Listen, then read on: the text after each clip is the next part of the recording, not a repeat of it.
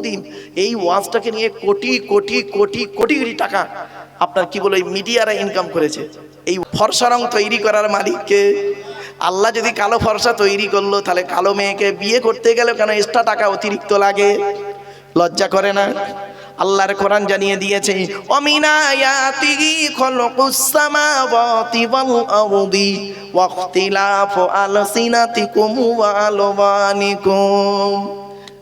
21 নম্বর পারার 5 নম্বর পৃষ্ঠা 6 নম্বর লাইন, সূরার নাম সূরা রুমের মধ্যে আল্লাহ বলে দিলেন, আমার নিদর্শনের মধ্যে থেকে একটা নিদর্শন হলো তোদের মুখের ভাষাটা আমি আল্লাহ আলাদা করেছি, তোদের গায়ের রংটাও আমি আল্লাহ আলাদা করে দিয়েছি। আমার বাপেরা ছোট্ট একটা কথা আপনাদের অনুরোধ করলো, তাই বলছে শুনে নিন। ব্যক্তিটির নাম হলো আনাস বিন মালিক। মনে রাখবেন, আনাস বিন মালিক করেছেন কি জানেন?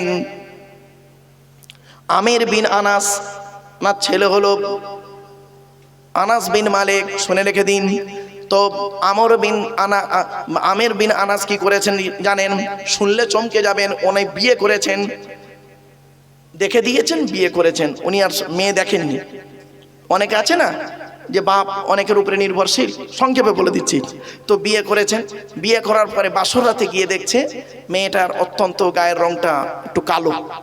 তো উনি করলেন কি, বাইরে বের হয়ে এসেছিলেন, আসার পরে উনি মেয়েটি আবার বাইরে বেরিয়ে এসে খুব অনুনয় বিনয় করলেন যে দেখুন তকদিরে আল্লাহ যেটা রেখেছে সেটাই হয়েছে, আপনি তো বিবাহের জন্য এসেছিলেন, আমাকে প্রস্তাব দিয়েছিলেন, আমি গ্রহণ করেছিলাম। এই নিয়ে অনেক কথোপকথন হওয়ার পরে সংক্ষেপে আপনাদের বলছি বাবা, তারপরে করলো কি, বাসর রাতে কাটালেন। তারপরে উনি করলেন কি, ঘর ছেড়ে চলে গেলেন। 20 বছর পরে আবার নিজের দেশে গ্রামে ফিরেছেন। ফিরে দেখছে এলাকার পরিবেশটা পাল্টে গেছে, মসজিদ যে একটু মানে পরিবর্তন হয়েছে। 20 বছর আগে যেরকম ছিল, 20 বছর আরে পরে তো আর সেরকম থাকবে না। উনি করেছেন কি, মসজিদে গিয়ে দেখছেন একজন ওই 17, 18, 19 বছরের ছেলে সুন্দর বক্তব্য দিচ্ছে। তা উনি করছেন কি, পাশের লোকটাকে বলছে এই ছেলেটি কে, এত সুন্দর বক্তব্য দিচ্ছে?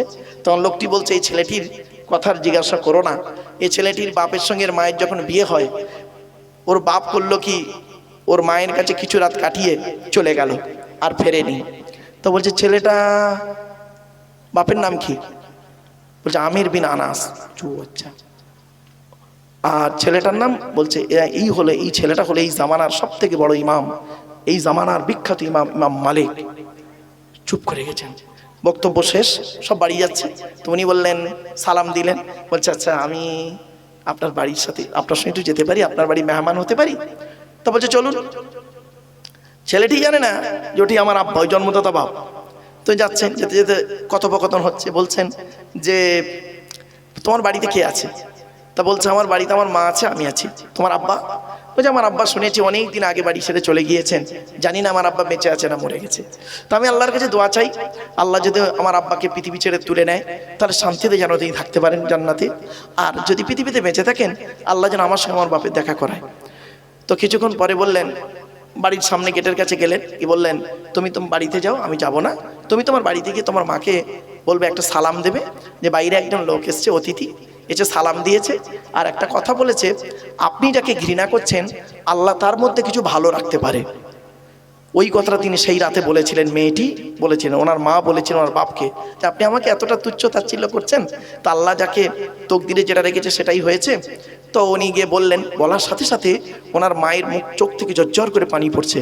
তো উনি বললেন, মা তুমি কাঁদছো কেন? তা বলছে ওই যে ব্যক্তি তোমাকে এই কথাটি বলেছে, ওই ব্যক্তি অন্য কেউ নয়, উনিই হলে তোমার জন্মদাতা বাপ, সসম্মানে বাড়ি আনো, জোরে বলুন সুবহানাল্লাহ।